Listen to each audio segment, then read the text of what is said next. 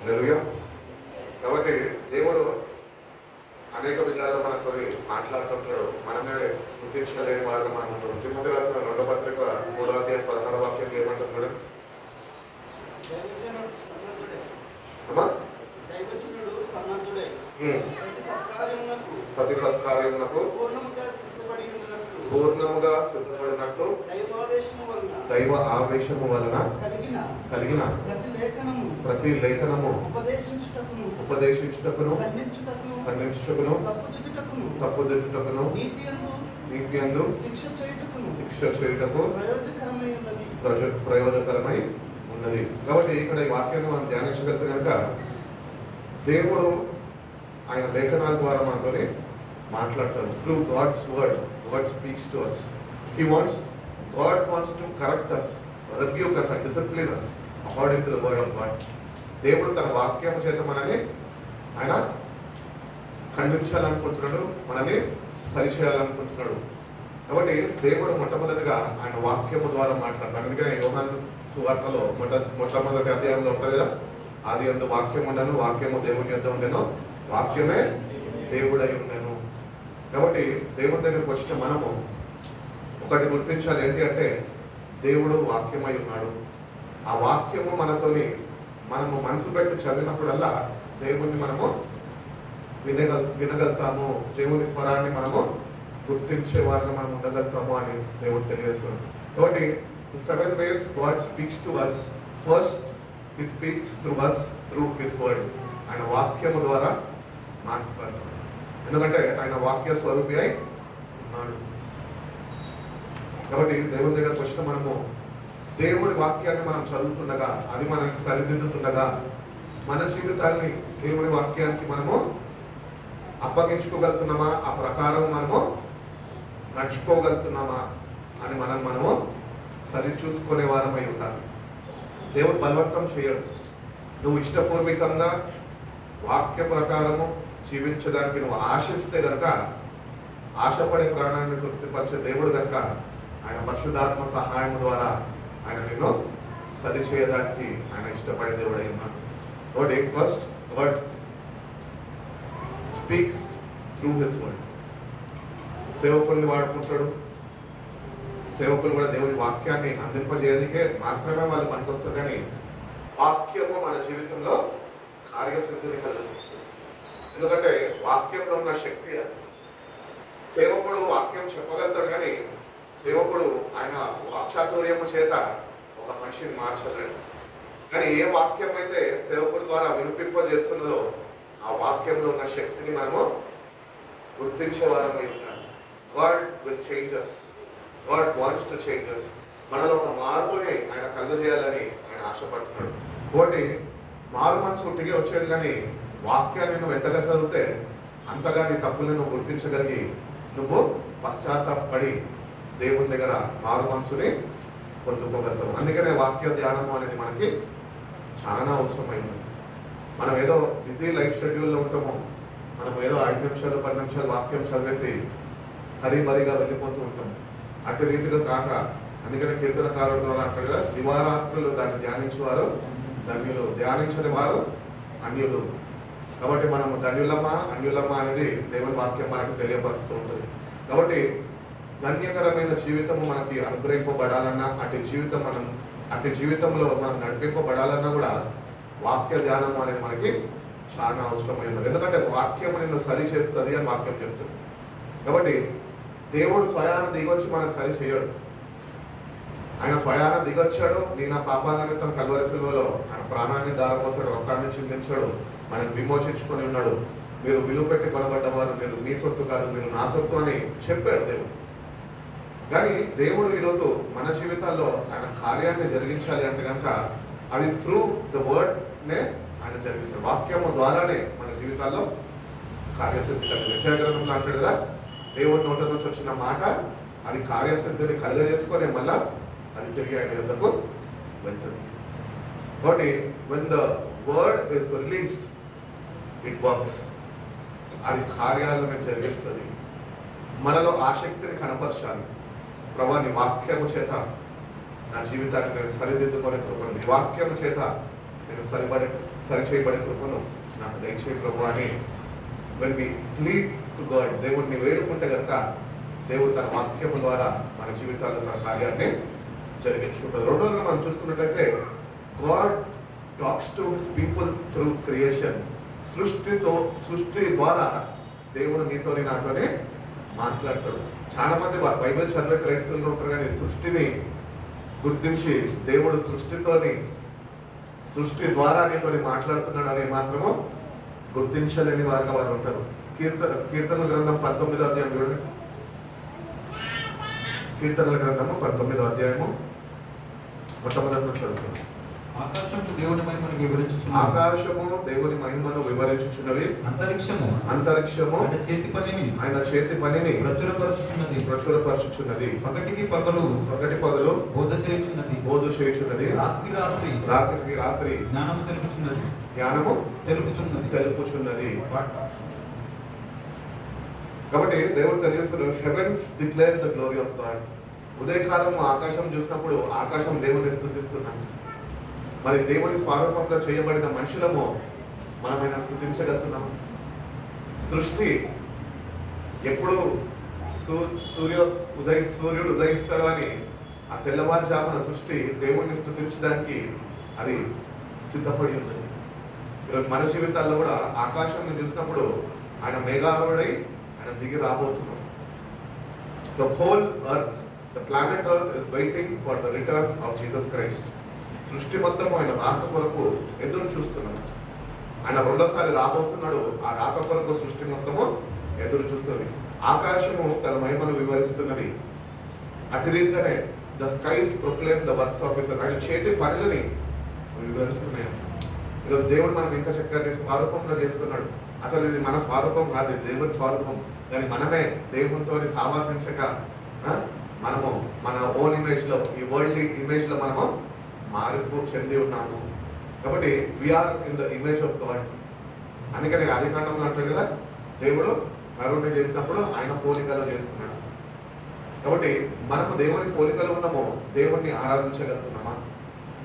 సృష్టి మొత్తం దేవుణ్ణి ఆరాధిస్తుంది. కానీ మనుషులలో ఉన్న పెద్ద లోపం ఏంటి తెలుసా? సృష్టిని ఆరాధిస్తున్నారు కానీ సృష్టికర్తను వాళ్ళు గుర్తించలేని వాళ్ళు. ఈరోజు ఏదన్నా చూస్తే ఒక రాయి, ఒక రప్ప, ఒక పుట్ట, ఒక గుట్ట, ఏదన్నా కూడా దేవుడు లేదు. కానీ దేవుడు అంటేవాడు ఒక్కడే ఉన్నాడు. ఆయన is the God all mighty అని చెప్తా ఉంటారు. అన్ని మతాల్లో చెప్తారు, కానీ యేసు ప్రభునే ఆ దైవము అని ఎవరు అంగీకరించరు. మనము ధన్యులము, మనం దేవుణ్ణి ఎరిగి ఉన్నవారము. ఎందుకంటే జగత్పునాది వేయబడకునిపే దేవుడు తన సంకల్పంలో మనందరినీ ఏర్పరచుకున్నాడు. And we are blessed people of God. దేవుని చేత మనము ఏర్పాటు చేయబడ్డ వారము, దేవుణ్ణి స్తుతించే వారు. ఆకాశాన్ని చూసినప్పుడు, ఆయన చేతి పనులను మనం చూసినప్పుడు మనం దేవుణ్ణి స్తుతించే వారమై ఉండాలి. కాబట్టి రెండోగా దేవుడు అంటున్నాడు, నేను సృష్టి ద్వారానే నీతో మాట్లాడతాను.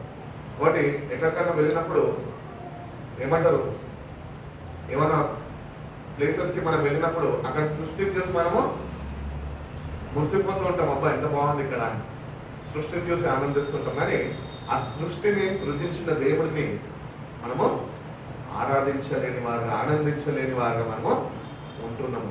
ఏ ఊటీకో, ఏ కొడైకెనాల్కో, లేకపోతే ఎక్కడికన్నా బయట దేశాలకి మనము, మన భారతదేశంలో కేరళ అట్లాంటి ప్రాంతాలకి మనం వెళ్ళినప్పుడు, అట్లాంటి రాష్ట్రాల్లో మనం తిరిగినప్పుడు సృష్టిని చూసి ఆరాధించే వారుగానే ఉన్నాం, కానీ సృష్టికర్తని అక్కడ మర్చిపోయేవారుగా మనం ఉంటున్నాం.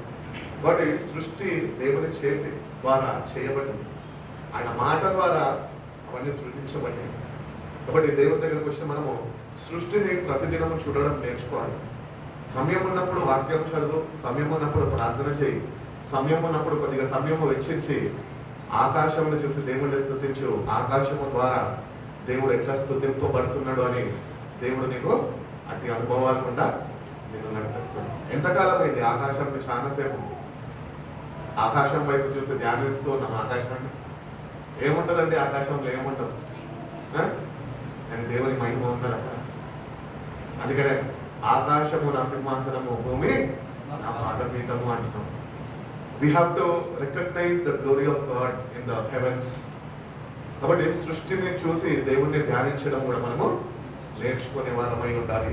కాబట్టి మొట్టమొదటిగా ఆయన వాక్యము ద్వారా మాట్లాడతాడు, రెండోది ఆయన సృష్టి ద్వారా మాట్లాడతాడు, మూడోదిగా మనం చూసుకున్నట్లయితే తన ప్రియ కుమారుడు ద్వారా ఆయన మాట్లాడతాడు. హెబ్రీయులకు రాసిన పత్రిక 1వ అధ్యాయము 1-2 వాక్యాల్లో ఉంటుంది చూడండి.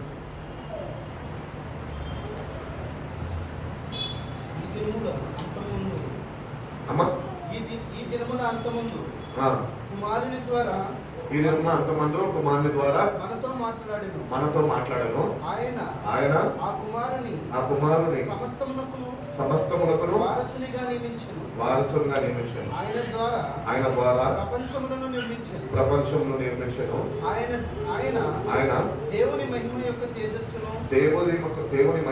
తేజస్సును ఆయన తత్వము యొక్క మూర్తిమంతమును నిండి తన మహత్తు గల మాట చేత సమస్తమును నిర్వహించుచు పాపముల విషయంలో శుద్ధీకరణము తానే చేసి దేవతల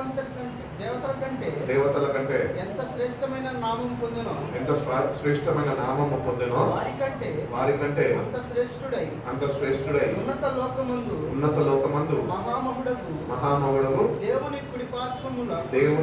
కుడి పార్శ్వన కూర్చొని ఉండేను. కాబట్టి ఇక్కడ దేవుడు తెలియస్తుంది, దేవుడు కుమారుడు అంట. he has been given the authority over the creation. కాబట్టి యేసు ప్రభువుకి సర్వాధికారము ఇవ్వబడ్డది. ప్రభువుడు అంటాడు కదా, సర్వ అధికారము నాకు ఇవ్వబడ్డది. కాబట్టి he is the only ruler of this earth. He is the superior over the angels. He is the supreme God. అందుకనే మన దేవుడు త్రియేక దేవుడు అంటాడు, తండ్రి కుమార పరిశుద్ధాత్ముడు. తండ్రి ఏమో సృష్టికర్త, కుమారుడేమో మన పాపాల నిమిత్తము సృష్టికర్త అయిన దేవుడే దాసుని స్వరూపము ధరించుకొని నీ కొరకు నా కొరకు ఈ భూమిపైకి దిగి వచ్చి తన ప్రాణాన్ని దారిపోస్తాడు.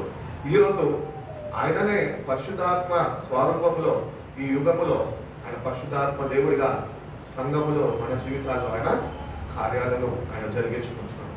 ఈరోజు సంఘము విలువ పెట్టి కొనబడ్డది, క్రీస్తు రక్తము ద్వారా సంఘము కొనబడ్డది. కాబట్టి సంఘాన్ని సిద్ధపరచడము అది దేవుని యొక్క పరిశుద్ధాత్మ దేవుని యొక్క కార్యం. కాబట్టి he is the supreme, the son superior to angels, దేవదూతల కన్నా ఉన్నత స్థాయిలో. అందుకనే బైబిల్ చెప్తున్నది కదా, ఆయనకి ఫిలిప్పీయులకు రాసిన పత్రికలో చెప్తా ఉంటాడు, ఏమని చెప్తాడు, అన్ని నామముల కన్నా పైనామము ఆయనకి ఇవ్వబడ్డదంట. కాబట్టి ఆ నామంలో ఉన్న శక్తిని మనము ఆశ్రయించాలి, ఆ నామంలో ఉన్న శక్తిని మనము గుర్తించాలి, ఆ నామంలో ఉన్న గొప్పదనాన్ని మనము ధ్యానించాలి. అప్పుడు ఆ నామము అన్ని నామముల కన్నా పైనామము అని చెప్తుంది బైబిల్. కాబట్టి his name is enough for us. మనకి ఈ లోకంలో ఉద్యోగాలు అక్కర్లేదు, మనకి ఈ లోకంలో ఆస్తులు అక్కర్లేదు, మనకి ఈ లోకంలో ఏమీ అక్కర్లేదు, ఏమి అక్కడికి రావు. కానీ ఏకైక నామము అది యేసు నామం. ఆ నామం ఒకటి ఉంటే మనకు సమస్తము మనకు ఉంటుంది. అందుకని యోహాను సువార్తలో అంటాడు కదా, నాకు మీరు వేరై ఉండి మీరు ఏమీయో చెయ్యలేరు. కాబట్టి he has the supremacy over the angels, over the creation, over the heavens and over the earth, and he has the keys of death. మరణపు తాళము కూడా ఆయన దగ్గర ఉన్నాయి. కాబట్టి సర్వ అధికారం ఆయనకి ఇవ్వబడ్డది. కానీ దేవుడి బిడ్డలుగా అధికారాన్ని మనము గుర్తించగలుగుతున్నాము. మోషే లాంటి వ్యక్తే దేవుడిచ్చిన అధికారాన్ని గుర్తించలేకపోయాడు. మోషే దేవునితో అంత సన్నిహిత సావాసం చేసినప్పటికీ కూడా ఎర్ర సముద్రం ఎదురురాగానే ఆయన దేవుని వైపు తిరిగి అడుగుతూ ఉంటాడు, ఏమనంటే నన్ను ఇప్పుడు ఏం చేయమంటావు. మోషేతో దేవుడు అంటూ ఉంటాడు, నీ చేతిలో నేను ఇచ్చినట్టు కర్ర అది అధికారము నీకు, అది చాపు సముద్రం వైపు, అది 2 పాయలుగా చీల్చబడింది. The same staff which Moses held in his hand. ఈరోజు ఆయన చేతిలో కర్ర ఉన్నదేమో కానీ ఈరోజు మన నోటిలో ఆయన నామం ఉన్నది. హల్లెలూయా. కాబట్టి ఆయన నామంలో ఉన్న శక్తిని మనము గుర్తించాలి, ఆ స్థాయికి మనము ఎదగాలి. అట్టి రీతిగా దేవుని యొక్క శక్తిని మనము ధరింపజేయమని దేవుణ్ణి మనము వేడుకోవాలి. ఎందుకంటే పాట కూడా పాడుకుంటాం కదా, అన్ని నామముల కన్న పైనామము యేసుని నామము, ఎన్ని తరములకైనా గణపరచదగినది క్రీస్తు నామము. కాబట్టి అన్ని నామముల కన్నా పైనామం అది. We are not able to recognise the power of his name.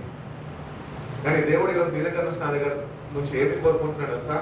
నీ ఆస్తులు, నీ అంతస్తులు, నీ ధనము నాకు అక్కర్లేదు, కానీ నీ దగ్గర నుంచి నాకు ఒకటి కావాలి. ఏంటి తెలుసా? నా నామంలో ఉన్న గొప్పతనం ఏంటో నువ్వు తెలుసుకోవాలి. కాబట్టి ఆ నామంని మనము ధరింప చేసుకునే వారిగా మనం ఉండాలి. ఇప్పుడు ధరింప చేసుకున్నాము, కానీ శక్తితో ఇంకా నింపబడలేదు.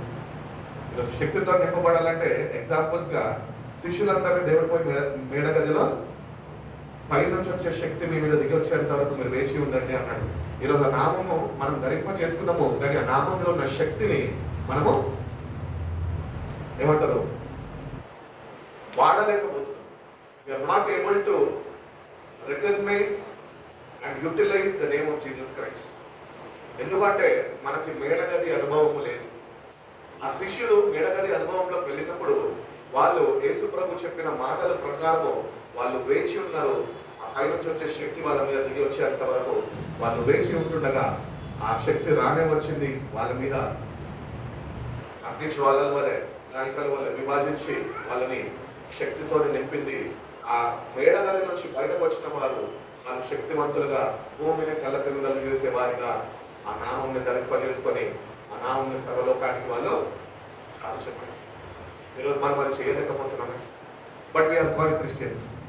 Whom do you worship? We worship Jesus Christ. But you don't know the power of His name. ఈ రోజు నుంచి ఆ నామంలో దాగి ఉన్న శక్తి ఏంటో నేను ధరింపజేసుకునే కృపను నాకు దయచేయి ప్రభు అని దేవుని దగ్గర వేచి ఉండగలితే, దేవుని సహాయం మీద నువ్వు ఆధారపడగలితే, దేవుడిని నువ్వు వేడుకోగలితే, దేవుడు తప్పక నువ్వు ఆయన కుమారుడు కనుక, ఆయన కుమార్తె కనుక, నిన్ను ఆయన పిలుచుకున్నాడు కనుక ఆయన శక్తితో నిన్ను నింపడానికి ఆయన సమర్థుడు అని దేవుడు తెలియజేస్తున్నాడు. అటు రీతిగా మనం చూసుకున్నట్లయితే నాలుగోదిగా God speaks through his spirit. దేవుడు తన ఆత్మ ద్వారా ఆయన మాట్లాడతాడు. యోహాను సువార్త 14వ అధ్యాయము 17వ వాక్యంలో ఉంటుంది చూడండి. యోహాను సువార్త 14వ అధ్యాయము 17వ వాక్యం. లోకము ఆయనను చూడదు, లోకము ఆయనని చూడదు, ఆయనను ఎరుగదు గనుక, ఆయనని ఎరగదు కనుక ఆయనను పొందనేరదు. ఆయనని పొందనేరదు. మీరు ఆయనను ఎరుగుదురు, మీరు ఆయనని ఎరుగుదురు, ఆయన మీతో కూడా నివసించును, ఆయన మీతో కూడా నివసించును, మీలో ఉండును. అసలు మిమ్మల్ని అనాథలుగా విడువను, మీ యొద్దకు నేను వత్తును. The spirit of truth the world cannot accept. ఈ లోకము ఆయనని అంగీకరించను. ఎందుకంటే ఈరోజు యేసు ప్రభు యొక్క బిడ్డలు అని పిలవబడితే వీళ్ళు క్రైస్తవులు రా అని పిలవబడతారు. ఒక మతం అనుకుంటారు, ఇది మార్గం అని వాళ్ళకి తెలియదు. అందుకనే ప్రభు అంటున్నాడు, లోకము నన్ను అంగీకరించరు, కానీ మీరైతే నన్ను అంగీకరిస్తారు. ఎందుకంటే మీరు ఏర్పరచబడ్డవారు, మీరు నా సొత్తు, నేను మీ కొరకు నా ప్రాణాన్ని దానికోసం రక్తాన్ని చిందించాలి, నేను మిమ్మల్ని విమోచించుకొని. కాబట్టి దేవుడు అంటున్నాడు, నేను మిమ్మల్ని అనాథులుగా విడువను, నేనే మీ వద్దకు వస్తా అంటున్నాడు. ఈరోజు దేవుడు మన దగ్గరికి ఎట్లా వస్తున్నాడండి? ఆయన వాక్య స్వరూపిగా వస్తున్నాడు, ఆయన ఆత్మస్వరూపిగా మనలో ఉంటున్నాడు. అందుకనే భక్తుడు అంటాడు కదా, నీలో ఉంటున్నవాడు ఈ లోకంలో ఉన్నవాడు కన్నా గొప్పవాడు. కానీ మనం గొప్పవాడిని చూసి వాళ్ళే గొప్ప అనుకుంటాం, కానీ మనలో గొప్పవాడు ఉన్నాడని మనము మర్చిపోయి ఉన్నాము, గ్రహించలేని వారమై ఉంటున్నాము. కాబట్టి the one who is in you is the one who is greater in the world.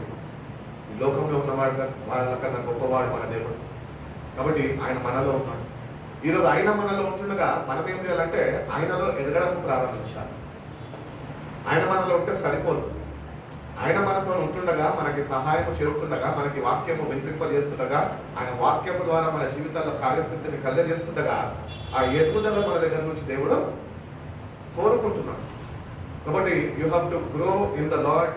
If you want to grow in the lord, you have to grow in the word. ప్రభువులను ఎదుగుదలని కావాలంటే వాక్యంలో ఎదుగుదల నీకు ప్రాముఖ్యమైనది. వాక్యంలో ఎదుగుదల లేకుండా ప్రభువులో ఎదుగుదల నీకు ఏమాత్రం ఉండలేదు. కాబట్టి వాక్యంలో ఎదిగేవారుగా మనం ఉన్నాం. కాబట్టి నాలుగోగా దేవుడు వచ్చినాడు, ఆత్మస్వరూపినైన ఉన్నాను, నేను ఆత్మ ద్వారా నేను మిమ్మల్ని మాట్లాడుతున్నాం. చాలా మంది ఈ రోజు కూడా ఒకలాంటి ఏమంటారు అయోమయ స్థితిలో ఉంటారు. ఏంటంటే పరిశుద్ధాత్ముడా రా, నా మీద నన్ను నింపు అని అడుగుతారు. కానీ బైబిల్ ఏం చెప్తుందంటే ఆల్రెడీ ఆయన నీలో ఉన్నాడు, నువ్వే ఆయనలో లేవు, నువ్వు లోకంలో ఉన్నావు.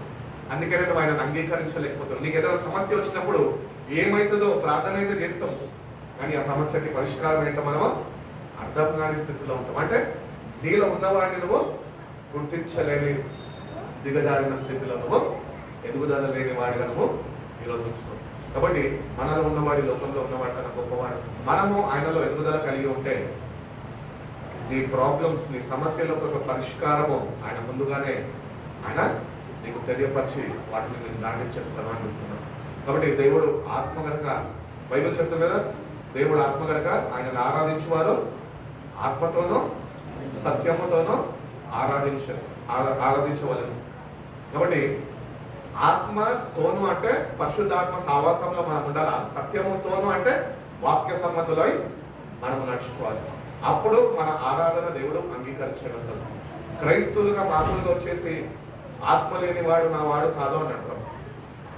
ఎందరైతే ఆత్మచేత నడిపింపబడతారో వాళ్ళు మాత్రమే దేవుని కుమారులు.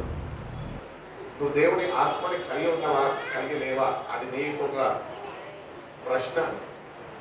నీలో అయితే ఆయన ఉన్నాడు, కానీ నీలో ఉంటుండగా నువ్వు ఆయనలో లేకుండా ఈ లోకంలో ఉంటున్నావే, అందుకనే నువ్వు ఆయన గుర్తించలేని వాడు. నువ్వు ఆత్మ సత్యము, సత్యము అనగా దేవుని వాక్యం. ఆ వాక్యంలో నువ్వు ఉండగలిగితే ఆత్మ నడిపింపు నీకు దేవుడు అనుగ్రహిస్తాడు. ఈరోజు చాలా మందికి వాక్యం ఉండదు, సత్యం ఉండదు వాళ్ళు, కానీ దేవుడు ఆత్మతో నడిపింపబడాలి అని ఆశిస్తారు. అటు రీతిగా నడిపింపబడలేము. ఉట్టి ఒక కీ ఉంటే సరిపోతుంది, లాక్ ఉండాలి కదా తాళం వేయాలని. లాక్ లేకుండా కీస్ పెట్టుకుంటే, లేకపోతే తాళం కప్ప ఒకటి ఉండి తాళాలు లేకపోతే ఇప్పుకుంటుందా, ఇప్పుకోదు. అట్లనే మన జీవితాల్లో కూడా పరిశుద్ధాత్మ దేవుడు ప్లస్ వాక్యం రెండు జతపరచబడితేనే మనము ఆత్మ ద్వారా నడిపింపబడేవారుగా మనం. అందుకని ఆత్మతో సత్యముతో మనము ఆయనని ఆరాధించే వారిలో ఉండాలి అని దేవుడు కోరుకుంటున్నాడు. ఐదవదిగా మనం చూసుకున్నట్లయితే కనుక దేవుడు తన ప్రజల ద్వారా ఆయన మాట్లాడతాడన్న సామెతల గ్రంథము 19వ అధ్యాయం 20వ వాక్యం చూడండి. 19:20 Proverbs. నీవు ముందుకు జ్ఞాని ఒకటకై ఆలోచన విని ఉపదేశము అంగీకరించుము. నరుని హృదయములో ఆలోచనలు అనేకములుగా పుట్టును. యెహోవా యొక్క తీర్మానమే స్థిరము. యెహోవా యొక్క తీర్మానమే స్థిరము. చాలండి. కాబట్టి ఇక్కడ తెలియజేస్తున్నాడు, ఏమో తెలియజేస్తున్నాడు అంటే వర్స్ 20లో listen to the advice and accept instruction and in the end you will be wise. కాబట్టి జ్ఞానవంతుడుగా నువ్వు ఉండాలి అంటే కనుక దేవుడి యొక్క ఆలోచన అటు రీతిగానే దేవుని యొక్క హెచ్చరికని మనం తీసుకొని, ఇన్స్ట్రక్షన్స్ని మనం తీసుకొని నడుచుకుంటేనే మనం జ్ఞానవంతులుగా తీర్చిదిద్దబడగలుగుతాము. కాబట్టి బైబిల్ చెప్పుచున్నది జ్ఞానవంతులు ఎవరండి చెప్పాలి. ముగించేస్తా, 5 నిమిషాలు ఉన్నాయి, ఇంకా 2 పాయింట్లు ఉన్నాయి, చెప్పి ముగించేస్తా. Who are the wise people? ప్రభు బెత్లెహేంలో పుట్టినప్పుడు జ్ఞానులు వచ్చారు అని చదవరు, వాళ్ళు కాదు. జ్ఞానులు ఈరోజు ఎవరు చెప్పండి, నేనే అని చెప్పండి. క్రీస్తు రక్తంలో కడగబడ్డ మనమే జ్ఞానులం. ఎందుకంటే మనము దేవుని జ్ఞానము మీద ఆధారపడే వారమై ఉన్నాము, ఆయన బిడ్డలుగా ఉంటున్నాం. కానీ మన జ్ఞానము మీద మనం ఆధారపడద్దు. అందుకని అంటున్నాడు, many are the plans in man's heart but the Lord's purpose will prevail. ఆయన ఏదైతే ముందుగానే ఉద్దేశించాడో అది మాత్రమే జరుగుతుంది. నువ్వు అనుకున్నది జరగదు.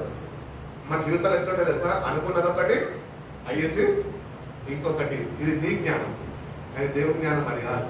అందుకనే యాకోబు రాసిన పత్రికలు అంటాడు, పైన నుంచి వచ్చే జ్ఞానము మొట్టమొదటిగా చెప్పాలి పవిత్రమైనది. సొలొమోను మహారాజు ఈ లోక జ్ఞానంతో జ్ఞానవంతుడిగా ఒక పేరు కాంచిన వ్యక్తిగా మనము బైబిల్లో చదువుతూ ఉంటాము. అట్లాంటి సొలొమోనే దేవుణ్ణి అంత జ్ఞానవంతుడు ఈ లోకంలో ఎవరు లేరని బైబిల్ చెప్తుంది. మరి అంత జ్ఞానంతో కూడిన వ్యక్తే దేవుణ్ణి జ్ఞానం అడిగాడు అంటే ఈ జ్ఞానము మొత్తము వ్యర్థమైనది అని మనం గుర్తించాలి. అందుకని బైబిల్ చెప్తున్నది పైనుంచి వచ్చే జ్ఞానం మొట్టమొదటిగా పవిత్రమైనది, అది దేవుని ద్వారా మనకు అనుగ్రహింపబడేది. బైబిల్ ఇంకొక మాట చెప్తుంది జ్ఞానం గురించి ఏంటి అంటే ఈ లోక జ్ఞానము ఇది దెయ్యాల జ్ఞానము అని చెప్తుంది. కాబట్టి ఏ జ్ఞానముతో నువ్వు ఈరోజు ఉన్నావు, ఏ జ్ఞానముతో నువ్వు నడిపింపబడుతున్నావు, ఏ జ్ఞానము ద్వారా ఏ జ్ఞానము మీద నువ్వు ఆధారపడుతున్నావు?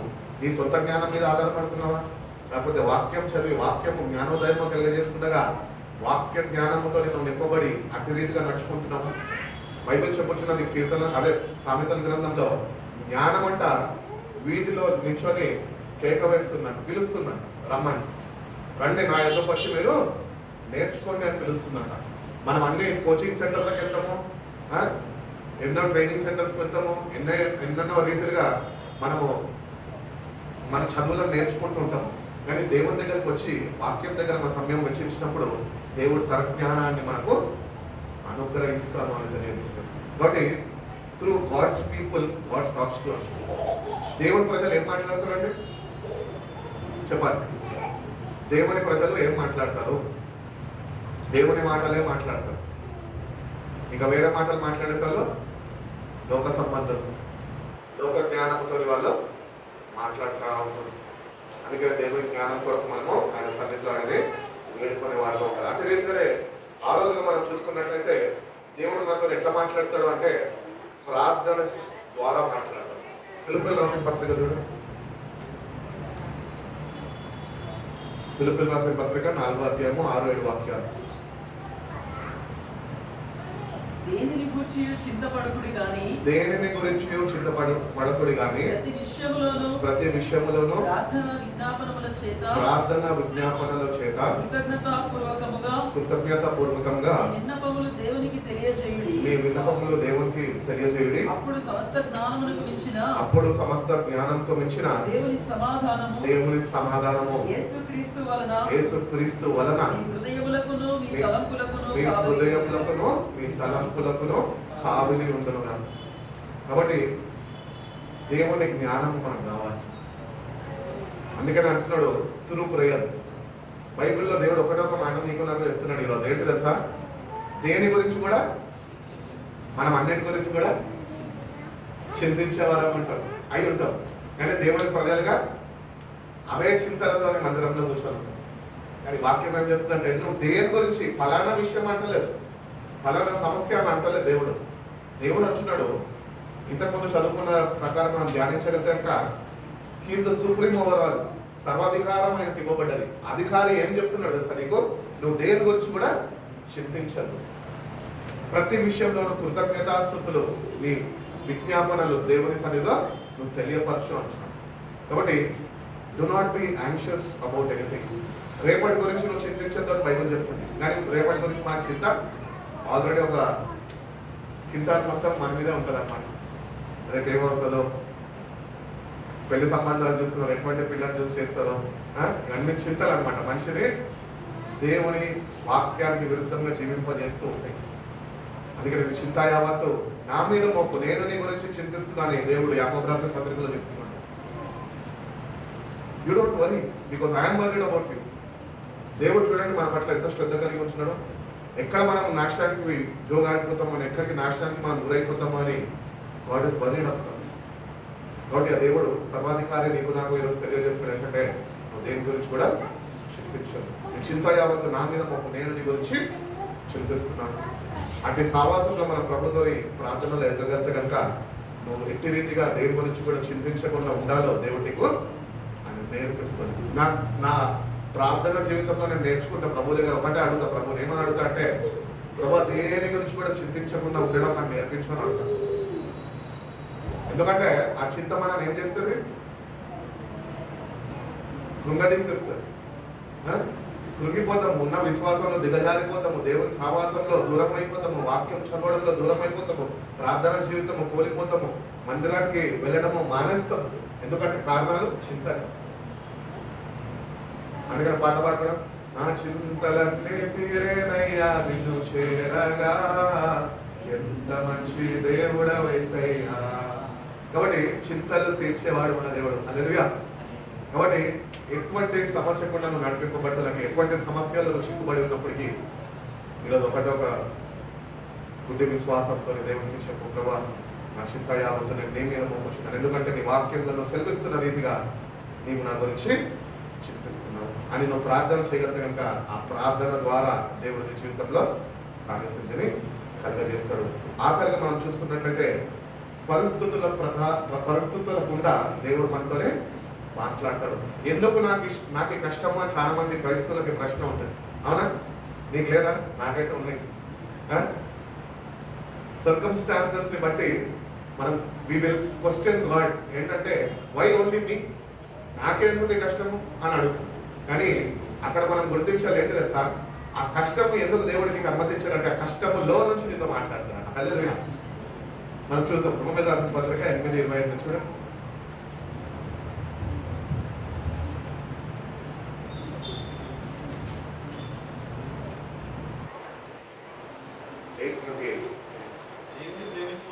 దేవుణ్ణి ప్రేమించే వారికి అనగా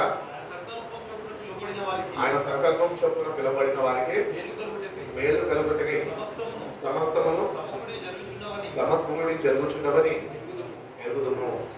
కాబట్టి దేవుణ్ణి ప్రేమించేవాడై ఉండాలి. అందుకనే దేవుడు అంటున్నాడు, దేవుణ్ణి ప్రేమించే వారికి ఆయన సంకల్పం చొప్పున పిలువబడిన వారు.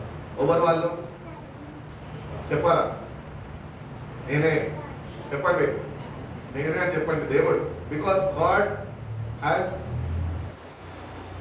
Created you before the creation.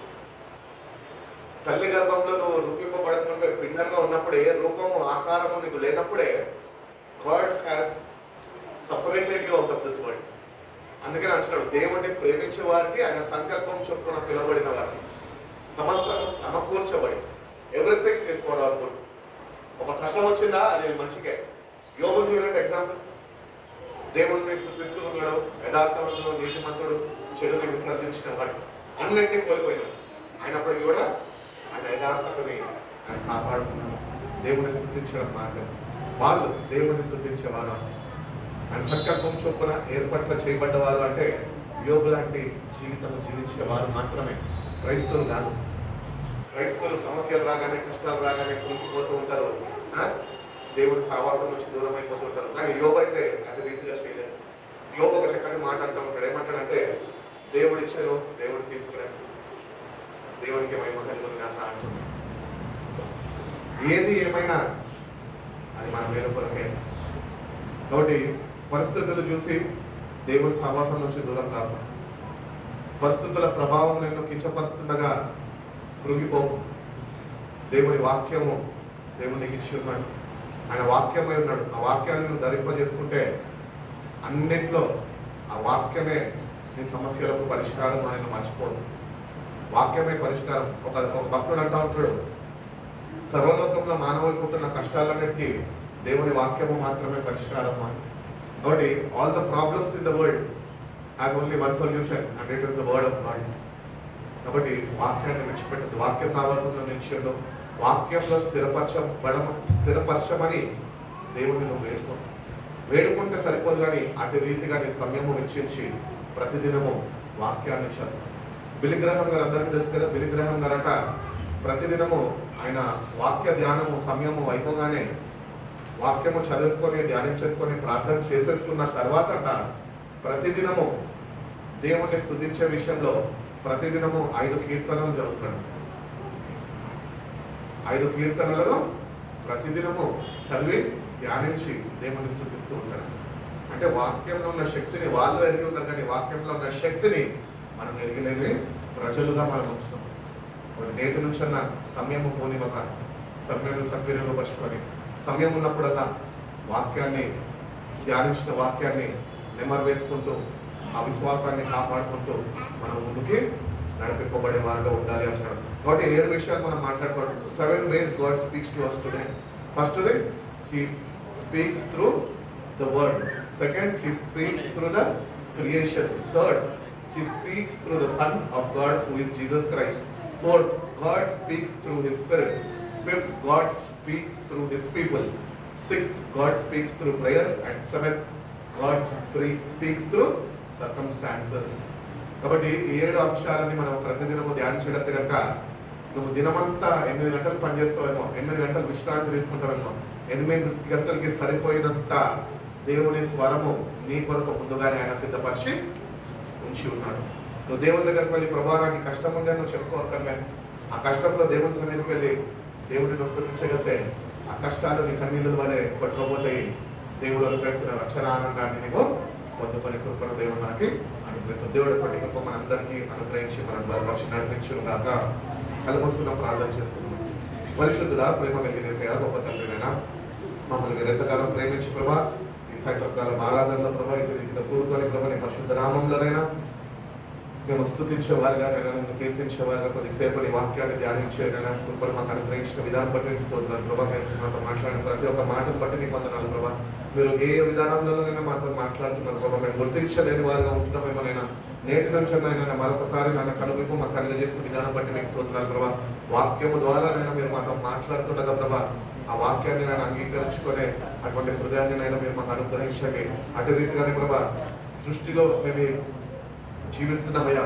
ఈ సృష్టిని చూసినైనా ఈ ఆకాశము, ఈ నక్షత్రాలు, భూమి, సూర్యచంద్రులు అందరూ ప్రభా నిన్ను స్తుతిస్తున్నారయ్యా. కానీ మనుషులైన మేము నిన్ను స్తుతించలేని వారిగా మేము ఉంటున్నామయ్యా. క్షమించండి ప్రభా. నేను స్తుతించే వారిగానైనా మా జీవితాలనైనా మీరు బాగా చేయమని అడుగుతున్నాం. అటు రీతిగానే ప్రభా నీ కుమారుడు ద్వారానైనా మీరు మాతో మాట్లాడుతున్నారు ప్రభా. ఆయనకి నేను సర్వ అధికారములైనా మీరు యేసునామంలో సర్వ అధికారం ఉన్నదని వాక్యం సెలవిస్తుందయ్యా. అధికారాన్ని నేను మేము ధరింపజేసుకునే కృపను మాకు దయచేయమని అడుగుతున్నాం తండ్రి. అటు రీతిగానే ప్రభా నీ పరిశుద్ధాత్మ ద్వారానైనా మీరు మాతో మాట్లాడుతున్నారయ్యా. ఆత్మతోనూ సత్యముతోనైనా నేను ఆరాధించాలని మీరు మాతో మాట్లాడి ఉన్నారు ప్రభా. అటు రీతిగా ప్రభా ఆత్మని నేను మేము పొందుకొని ప్రభా సత్య మార్గంలోనైనా నడుచుకునే కృపను మా ప్రతి ఒక్కరికి మీరు దయచేయండి. మీ ప్రజల ద్వారానైనా మీరు మాతో మాట్లాడుతూ ఉన్నారు ప్రభా. సేవకుల ద్వారానైనా ఏర్పరచుకున్న ప్రజల ద్వారానైనా మీరు మాతో మాట్లాడుతుండగా ప్రభా మీ మాటలనైనా మేము గుర్తించి ప్రభావ మేము అంగీకరించుకొని కృపను మనం దయచేసి మా జీవితాలనైనా మీ వాక్యానికి నేను అప్పగించుకొని వారిగా ప్రభావ మా జీవితాన్ని నేను సరి చేసుకొని కృపను మనం దయచేయండి. ప్రార్థన ద్వారా మీరు మాతో మాట్లాడుతూ అన్నారు ప్రభా. ప్రార్థిస్తుండగా ప్రభా మా ప్రార్థనకు కావాల్సిన జవాబునైనా మీరు నాకు దయచేస్తున్న దేవుడు కనుక నీకు స్తోత్రాలు ప్రభా. మా ప్రార్థనకు కావాల్సిన ప్రతి ఒక్క జవాబునైనా మీరు మాకు అనుగ్రహించమని అడుగుతున్నాం తండ్రి. అటు రీతిగా ప్రభా పరిస్థితుల ప్రభావం తోని నేను కృంగిపోకుండా ప్రభా పరిస్థితుల్లో ప్రభా నేను గుర్తించేవారుగా దాని యొక్క పరిష్కారమునైనా మీరే మాకు అనుగ్రహిస్తారు అని ప్రభా. ఆ పరిస్థితుల్లో కూడా ప్రభా నేను గుర్తించేవారుగా ప్రభా అటు సావాసంలో మేము ముందుకు నడిపింపబడే కృపను మన దయచేయండి. విన్న వాక్యాన్ని నిర్కటింపచేయండి ప్రభా. వచ్చిన ప్రతి ఒక్క బిడ్డను బట్టి నీకు వందనాలు, రాలేదు బిడ్డలు బట్టి కదా వందనాలు చేస్తున్నాం. వాళ్ళు ఎక్కడ వచ్చినప్పటికీ ఏమి చేస్తున్నప్పటికీ నైనా ఆ బిడ్డకు మీరు తోడుగా ఉండండి. మీరేనైనా వాళ్ళకి కాశీ కాబట్టి ఉచితమైతేనైనా మీరు ఆకాడ ఆలస్యమైతే మరొకసారి రీతిగా కూడుకొని ప్రభావ నామంలో స్థుతించుకునే భాగ్యాన్ని మా ప్రతి ఒక్కరికి దయచేస్తున్నాం. మరి విన్న వాక్యాన్ని లేదు కట్టి ఫలింపజేయమని వాక్య సావాసంలో నేను మా జీవితాలు మేము స్థిరపరచుకొని కృపను మా ప్రతి ఒక్కరికి మేము దయచేస్తున్నామని యేసయ్య పరిశుద్ధ నామంలో ఈ ప్రార్థన అడిగి తండ్రి. ఆమేన్. చిన్న మాట పాడుతున్నాం.